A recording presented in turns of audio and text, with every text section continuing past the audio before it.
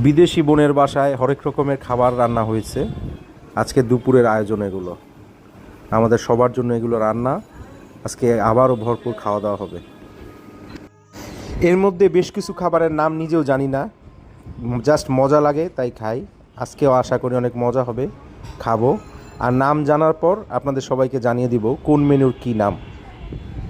By the way, আপনাদের কোন কন্টিনেন্টের খাবার ভালো লাগে সেটা আমাকে কমেন্টে জানাবেন। আর যদি আমার মতো ভাতপ্রেমী হয়ে থাকেন তাহলে সেটাও জানাবেন।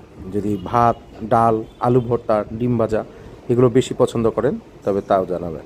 আর যদি এই ধরনের খাবার পছন্দ করেন সেটাও আমাকে কমেন্টের মাধ্যমে জানাবেন।